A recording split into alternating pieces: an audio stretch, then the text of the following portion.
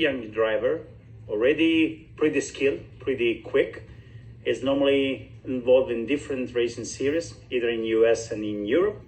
So we are trying to get in touch with US with him. So let's try to wait him in our connection. Here he is. Is coming our guest Miguel Costa. Hello. Hello. Hi Miguel, how are you? Good, thank you. How are you? I'm pretty fine. How things are going in US? Oh, very good now. Just staying home and relaxing a lot, playing a lot of simulator. Okay. So definitely you cannot be tired. Not really. Definitely not. So once you will be back on track, you will definitely in perfect shape. Yes, just trying to keep myself ready to get back on track and do well immediately, hopefully. Okay. So it'll be very good, hopefully. Yeah. Sure. So, are you ready for the interview? Yes. Thank you. So let's start talking about how you get engaged in this industry. Why you start racing? Why you love karting? How came? So why I love karting so much is just that I love the speed. And the first time I ever went in a go-kart, I knew it was my dream to become a racer. Mostly because it was just like, it felt natural for me, and I felt like I could drive the car immediately, and I really had fun. And yet then I just kept going to the track over and over again and having even more fun. And then my dad took me to my first ever race. And yeah, it was really fun. Even though he didn't let me race, he only let me did quali because he didn't think I was ready to race. Because I was only 6 at the time, and they were like 9 and 8. Yeah. So basically, when you drove for the first time on track a go-kart, at what age? I drove, I think, 3.5, maybe 4. 3.5. Yes. Where? In Florida? Yes, in Opaloka. Okay. And when you attended the first ever race, proper race, I mean, not just training, when? It was in Homestead at 6 years old, I think. Yes. 6 or 5, maybe. I think 5, 6. Okay. So you tried very very hard since the beginning, and yes. From them, you were driving, of course, in US, but then you decided to move to Europe, which is exactly the professional environment for karting. Yes. And which was your first, feeling when you stepped on the Europe karting series, which I think are completely different, and which was your first, impression? So my first impression was, wow, these are so many professional drivers here. Because in Miami, I was used to being top 5 every practice. And then when I came to Europe, I was like 20th on my first practice, and I didn't understand what was going on. I wasn't taking account that I was on the track, that the track was new. I wasn't taking into account any of that. I just wanted to be first right away. Okay. And when you drove for the first time in Europe or in Italy, where was which track? In which track? I think it was Sarma. Okay. Yes, it was Sarma. Which is exactly not the most easy one. No. Definitely. Sure. It's very long. It's very quick. It's very technical. So for a rookie, that specific track is definitely not the easiest one. Yeah. Yeah. So before start talking about the season, which was just started when we had this big issue, let's talk about virtual racing. I know that you are super busy on this, and you are performing well. In that case, you are not performing with a virtual go-kart, but with a virtual racing car, with proper racing car, single seater. So let's talk about this. What you are doing, why you have decided to do this, and how are you performing? So I've decided to do this because I need something to keep occupied and also keep my driving good. And also, I heard I was playing F1 2019 at first, but then they invited me for a race on iRacing. And then I just tried iRacing for the first time, and it felt so much more real. So I just drove it more and more and more. And now that's what I do. Like, I just keep driving and driving and driving every single day, practicing for every championship. Now I'm in 4, I think. Okay. But normally, virtual racing are, especially in this period, but in general, considered absolutely a good training also for the pro drivers. That's why you are competing also against the proper racing drivers, not just the virtual racing drivers, which is different because, of course, most of them they have definitely much more experience than you. But virtual racing is another story. So in some way, some kids should be definitely a better performer compared to a professional, experienced racing driver. Uh, I know that a few days ago, you had one race made just for Brazilian drivers, and you were facing a lot of super professional drivers. How was the race? And you were, emotional. It was an emotional experience. Yes, for sure, because it was a great race. I didn't think I was going to do that well. I was just aiming for top 10. And then it turned out a lot better than that. I turned out to have a lot more speed than I thought I would. And yeah, it felt really good driving with the professional drivers at their level. Yeah. And you started in pole position in race two, correct? Yes, in race 2, I started on pole. And then you were really, really close to get the podium. Yeah, unfortunately, P3 was only like, I think, 4 or 5 seconds away. And he wasn't pulling away a lot. I was just battling with the guy in 4th. Okay. Anyway, it's a great experience. For sure, you can still learn a lot through the virtual racing. It's not exactly a real race, but having this kind of high level of simulators and stuff, definitely it should be a good option, especially this boring moments to get engaged, to get trained, to be focused, to start learning something, and to keep the mind absolutely busy on some specific sporting targets. Talking about the real racing, so talking about the go kart. This season, it is gonna be, or it was, because we did it for a while, and then we're still waiting for being back on track again. Uh, you started a very important experience with the Sauber karting team, which is still linked with KR. So basically, you are using exactly the same chassis as last year, but in a different, team. What does it mean for you to be linked and related with this kind of super brand in motorsport? And how was the start of your season? So, for me, it felt amazing, really, because, like, it all started, like, way back in last season when they told me Sauber were scouting me, and then I was just, like, pressured a lot to do very, very well. But when I finally got into that tent, it felt so good because I was with all the best drivers that KR recruited to be in that team. Sure. Sure.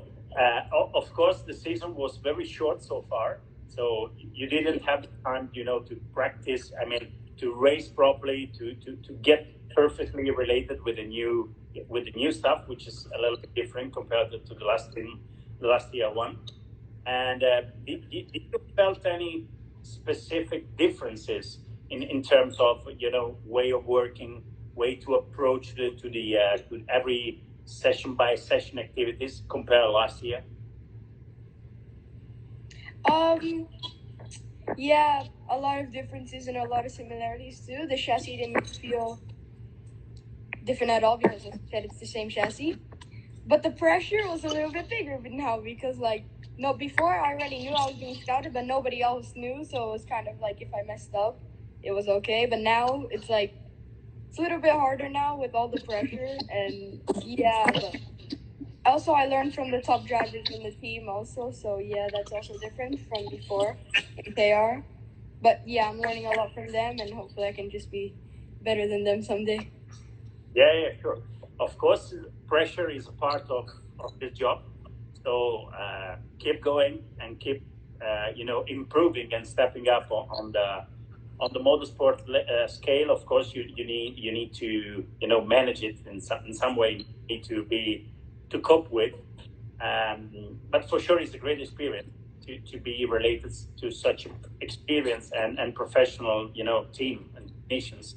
So it's definitely should be really good for you to learn as much as possible, doing everything on a daily basis before stepping up to the next categories. For example, I know that you are still in US, and when we stopped, when basically all the world in lockdown, you were almost starting a new racing event about the SCUSA series, and in US you already drove with a junior category. Is it correct? Yes. Which is another big step. How was Yes. it? It felt a lot harder than I anticipated because I thought it was just gonna be like probably only like a little bit heavier to drive, and it was a lot heavier to drive, and also it took some time to adjust also. But yeah, then I started doing some public races there in Homestead, and yeah, I'm just getting used to it. Yeah, for sure. For sure, the steps between the cadet or the mid category compared to the junior ones is definitely the most demanding and challenging for the kids, for the drivers, because in some way you're still young and you are against some those that are definitely older than you, which be almost 15. So in terms of ages, between 12 and 15 is a big step. Mentally, is definitely a big step. Then it's definitely the biggest step in terms of performances, because the performances of the mini compared to the junior definitely much different rather than the junior with the senior. So once you step in the junior to step on the senior, it's not a big issue. It's changed something, but it's not that big. From the mini to the junior is definitely the biggest one. So for sure, you need to change your training, program, and you need to be definitely different also in terms of driving skills, because it might be driven in a different way. Yes. But you like yeah. it, definitely quicker.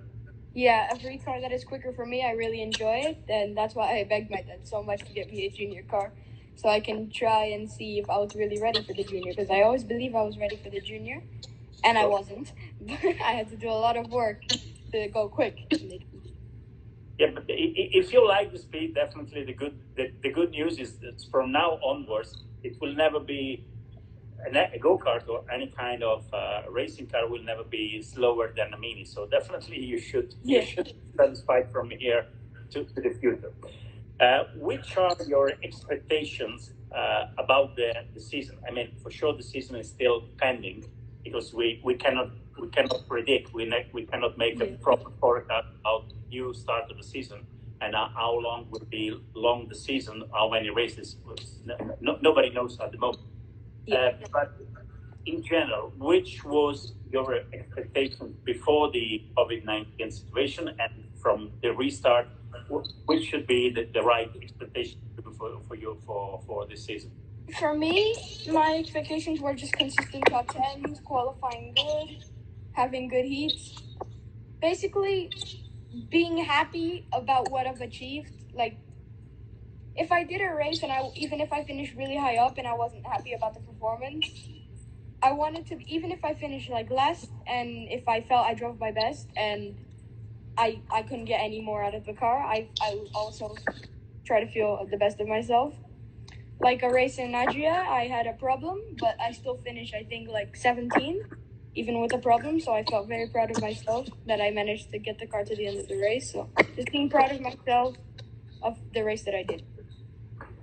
Yeah, in fact, I think that watching your first races of the season, definitely you were not totally lucky.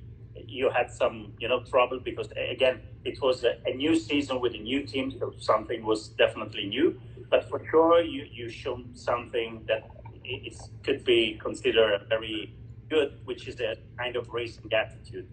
So definitely, you were focused. You had the strength to come back as much as possible. We know definitely that in WSK, in any professional series, it's never easy to come back when you're out from the back. So it's a big challenge, but in some way you need to, to match with. So you need to still thinking that you can succeed even if you are starting from the back. Of course, you will never reach the super top position, but it's never ended the races unless you don't take the checkered flag. About the future, of course, you are still super young. You need to step at least junior and then eventually so still you have a kind of timing to spend on the go-karting industry and environment.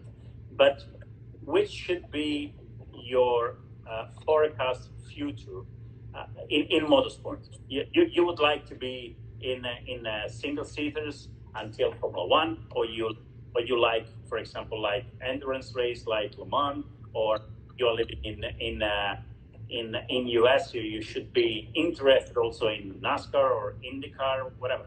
So which should be, if you think about your future, which is pretty far from you right now, but anyway, which should be a satisfied target to achieve?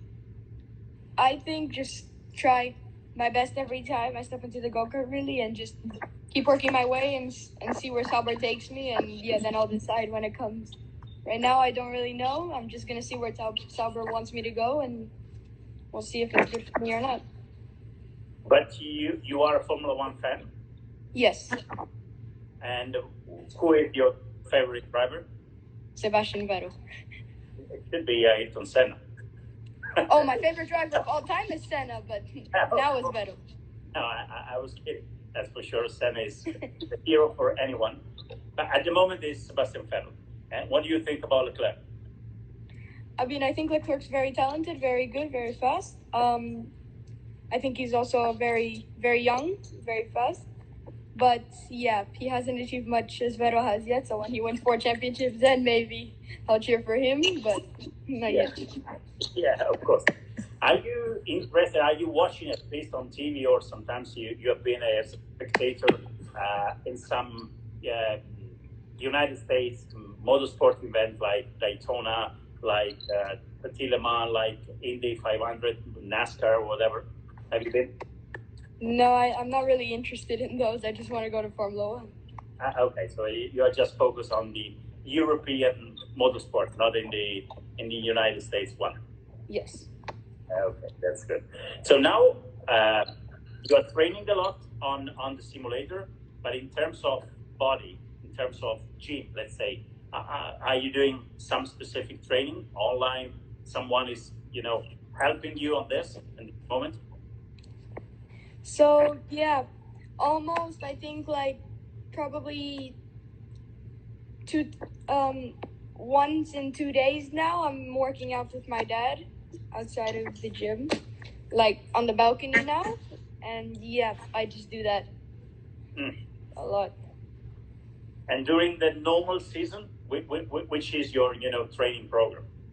So I try to work out almost every week. Like once every week, because on the weekends I'm already going to be driving the junior practicing here in Homestead, or I'm going to be in Europe. So yeah, and I also at school I also do martial arts, jiu-jitsu. So yeah, it's also a workout for me. So it's better to not mess with you. Yeah. Okay. And which is your favorite track so far? Like in Italy, or in general? No, in Italy. My favorite track so far, I think, is La Conca. La Conca. Even though I haven't driven it, it looks really fun, and I always want to drive on it. Even though I haven't driven it, I'm going to try it on the simulator hopefully very soon. And yeah, I've watched many races there, and it looks very, very fun. Yeah, it is. And you were really close to do it before the lockdown. Yeah. So definitely is something that should come hopefully pretty soon. And in US, which is your favorite track?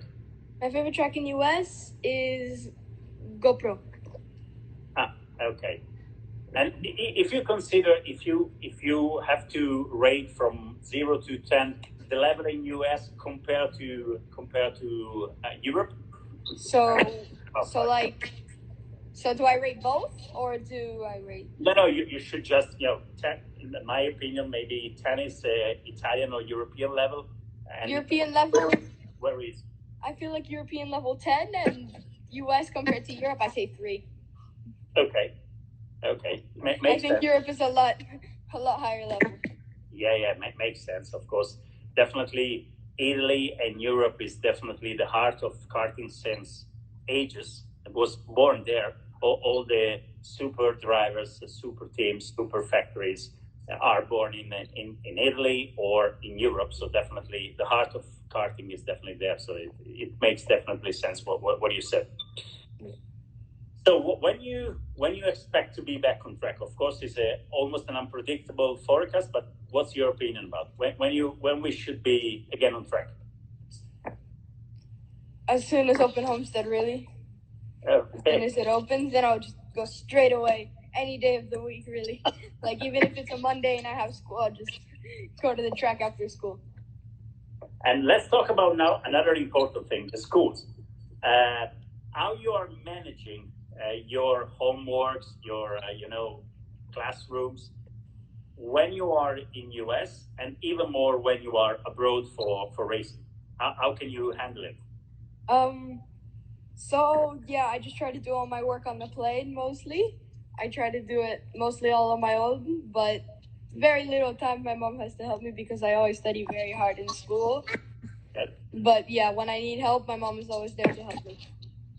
Okay. But luckily for you, the flight to come to Italy is pretty long, so you have a lot of time to do the homework. Yes. So in this case, it's helpful to leave. Yeah, Very far.